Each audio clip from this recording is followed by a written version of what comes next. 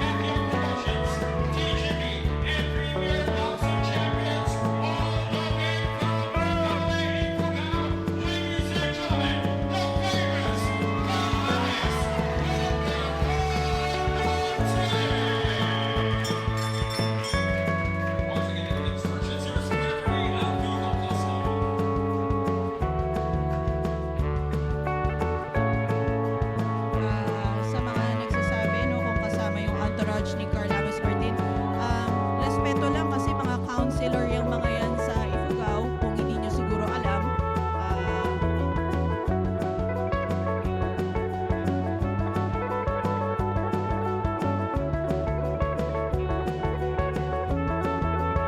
This is our co-main event for this fight card, UKC Unstoppable, number 1. Sporting a red and white trunk is the Filipino owner, Carl Ames Martin. Chachoy Putatok is wearing yellow and black for this one. Carl Ames Martin entered the ring with his entourage, composed of elders, our elders in Ifugao, counselors, wag po nating imaka, yung mga mangunang magmak dyan. That is a very sacred, pag tumunog na hanggang sa sacred yan para sa aming mga igorot. It marks a very momentous event, festivals, and for very sacred occasions. So ang nakikita mo partner, parang yung si Putatok is the bigger Yes, he's fighter. the taller fighter. Tsaka heftier, Right. makikita mo yung mga shoulder niya. Right. Malalaki ang mga bisig ni Putatok. But I think, comparing them side by side, I think what Kratok is longer on the lower part of his body. Alam has mo ba, longer legs. na ano na natin yan dun sa laban ni Melindo. Yes, Melindo. Napansin natin yung, although malaki siya, yung reach yata medyo may disadvantage din siya. Yes, definitely. And you are right, sabi ng mga ilang fans, yes, may lakas daw naman. Hindi ka naman kasi pwedeng ma-sanction na lumaban sa WBO Global Yes, of course. Championship kung hindi ka rated and kung wala ka ring lakas like Carl. Of course, Carl Ames Martin enters the ring with a perfect record. Everyone is waiting for Carl's next few steps after this fight. Ulitin natin ang pinaglalabanan na bakanting titulo ng WBO Global Super Bantamweight title. Yes, it's good to clarify that. Yes, so neither the two of this fighter ang champion, bakante ang titulo. Yes,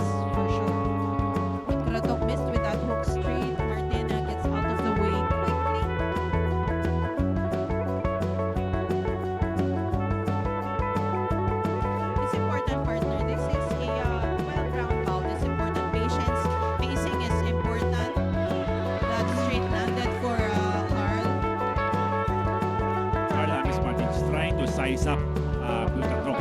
Pagka sinasabi sa Pilipino, tinatansya-tansya niya kung ano yung possible na weapon na gagamitin niya against this bulldozer from Thailand.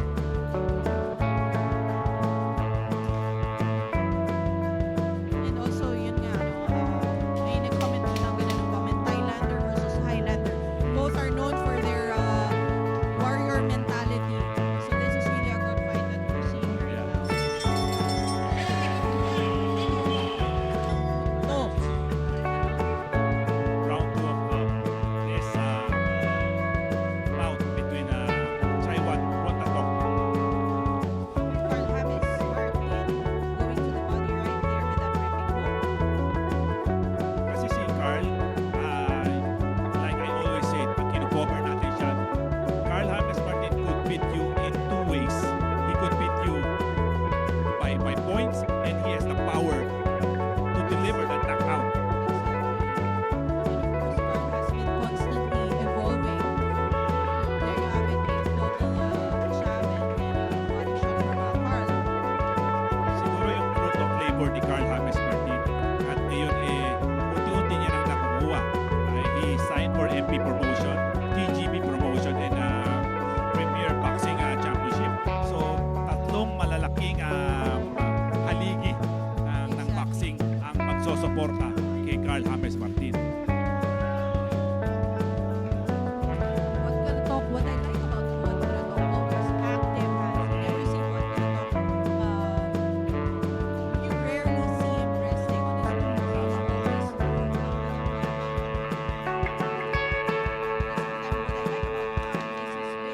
patient, especially in the early rounds. He uses timing. There you have it. Beautiful timing. He's trying to gauge kung saan Ganon si Carl James Martin because he is thinking how to beat you. Medyo hindi lahat ng boxer may ganon capability. So I think one aspect ni Carl is that aspect. Yes, Sir Juniel Utina, watching from the land of the rising sun, Taga Ifugao din. Shoutout sa lahat ng Taga Ifugao and na sumusuporta kay Carl. Huge shot by both boxers at that exchange. That counter of Butatrok is very deadly, partner. For Nakita sure. natin Definitely. yung how solid that right of Butatrok. Pero Martin countered with a lot of combination on that instances. That's what Carl James Martin also does. He counters with volume, but up with that deep left hook and that right counter. Alam naman natin that Carl James Martin, hindi mo matatawaran yung hard work nito because even though he is not meron lang siyang schedule na fight, he constantly training. So yun rin ang ginawa ni Senator dati, di ba? Keep you busy, keep you in shape.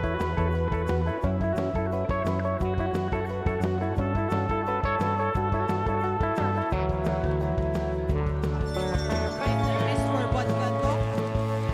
Walang bilanggan pero hindi naman ang boxing is more than just throwing punches. We're heading round number 3. Sabi mo nga, partner, this is a scheduled 12-round fight. So I think stamina will be a big factor also on this collide between a Thailander and a Filipino. Kahit naman si malakas na tao, don't manage your stamina well.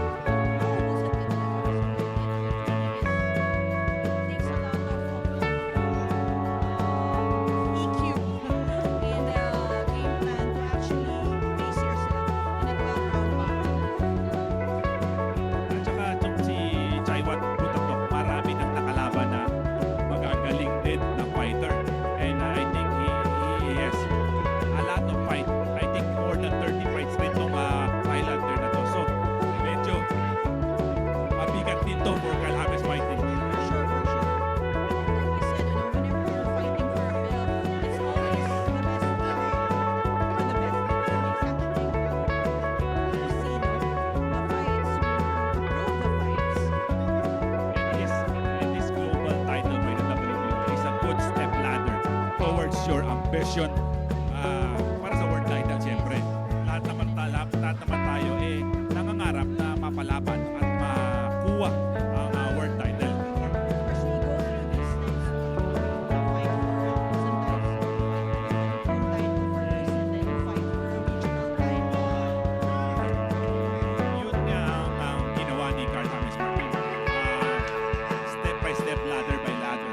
Ang ginawa niya to attain this status of him right now.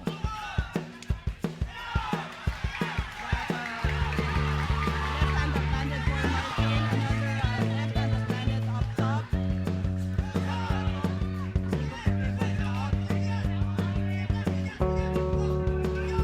Oh, that left to the body, connected.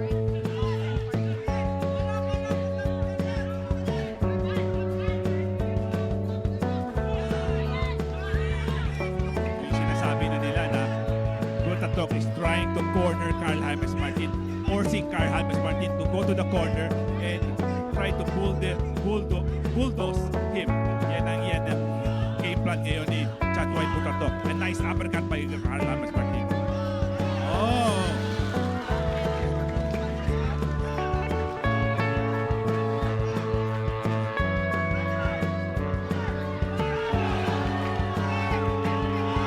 And now the fight is heating up. Martin with that flicking jab. Partner, both of them are southpaws. So Yes. there has to be some adjustment for both of them. It's quite rare for a southpaw to face another southpaw. Maraming mga boxer dyan na ayaw lumaban ng southpaw to southpaw. Exactly. Oh, yes. Because it's a huge adjustment. Round number 4 of schedule 12 round fight. Partner, doon mo sa nagsasabing hindi full house ang crowd. Siguro, wala nang full house pa dito. Right. Oh, that upper and then hook up top landed for Carl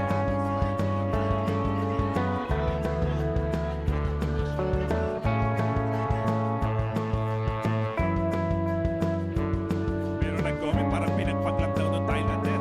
So, matibay kasi yung Thailander na to.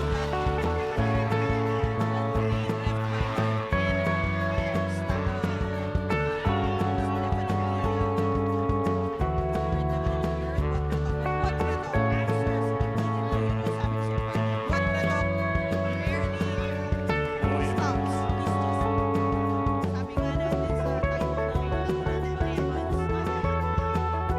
Maybe isa sa mga arsenal na dapat gawin ni Carl James Martin is try to dig to the body. Tulad ng ginawa niya doon. Try to test the body of Gutatok also.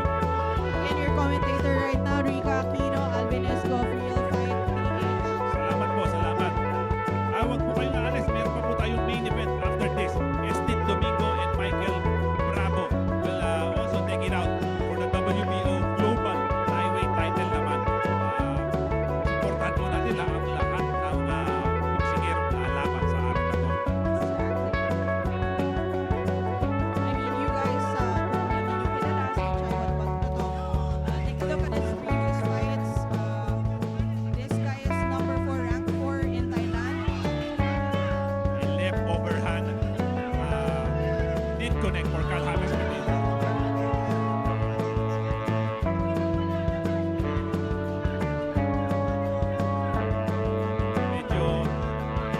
Medyo yung hangin medyo buka na yung ni Gutatok. Hindi natin alam kung ano yung sinyales na yun. But he did connect with that right to the face of Carl James Martin. Good job, by Carl Martin. Landis power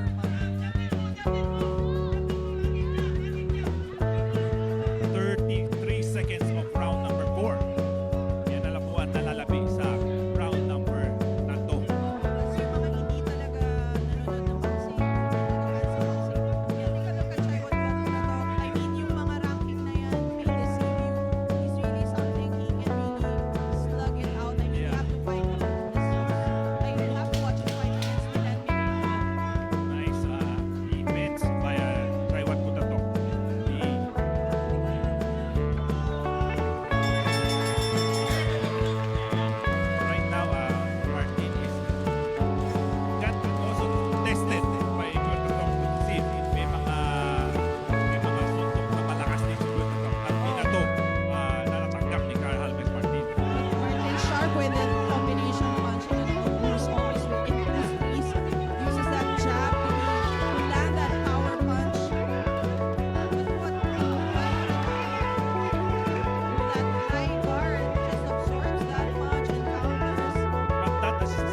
punch, 4 to 5 punch combination is a scoring. As long as it lands. Yes, It has to land. If it touches the arms or the gloves, although it doesn't land, it has the ability to weaken you. Nakakapagod yun, partner. Kaya nung matamaan ka sa braso, kahit na gano'ng ka-protect ka, pag natataman ka pa ulit-ulit, hindi Now. katulog. Now, Carl James Martin is testing the body of Butatok.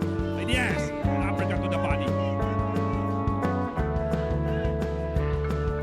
Yung activity ng Carl James Martin, yung dami ng bato na napapansin mo. So, medyo marami siya pumato ngayon.